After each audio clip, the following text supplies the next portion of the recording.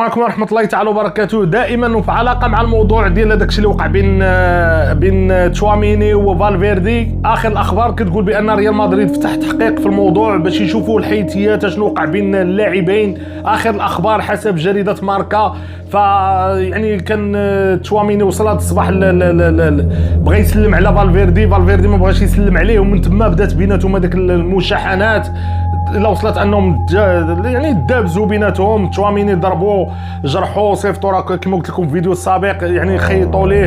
دابا كما قلت لكم ريال مدريد فتح تحقيقات في الموضوع. اربيل هو ما غاديش يبقى الموسم القادم، هذا يعني خبر مؤكد بان المدرب ديال ريال مدريد ما غيكونش هو اربيل هو الموسم القادم. دابا المشكل غيلقاه المدرب اللي غادي يجي. كلوب راه ما بغاش يجي ريال مدريد، لان كلوب دابا في واحد بحال بغيتو تقولوا اعتزل التدريب حاليا، وراهم تيحذروا فيه. بقاو تيخرجت اخبار بانه باش يجي يدرب ريال مدريد. امتى كان ريال مدريد يعني كيطلب من شي مدرب باش هو يجي؟ راه كانوا هادو المدربين هما كيحطوا السيفيات ديالهم وكيتسناو الرد ديال ريال مدريد باش تعرفوا لان دابا باش المدرب اللي غيجي ريال مدريد غيلقى صعوبات كبيره، غيلقى مشاكل كثيره باش يرجع هذاك الانضباط للفريق، لان بانت بان ما كاينش انضباط في الفريق. اللاعبين كيديروا داك الشيء اللي بغاو. راكم شفتوا فينيسيوس فاش كيبغيو يبدلوه، فاش كان تشافي الونسو كيبغي يبدلوه خارج غضبان كيخرج كيسب. على خلاف شفتوا البارح لويس انريكي مع ديمبيلي راه هو اخر لاعب فاز بالكره الذهبيه، وصلت الدقيقه 60. لويس انريكي ما بقاش عاجبو ديمبيلي داكشي اللي كيدير، شافو بدا كيعيا. المهم ما بقاش منضبط الخطه التكتيكيه اللي بغا لويس انريكي هو يبدلو في الدقيقه 60.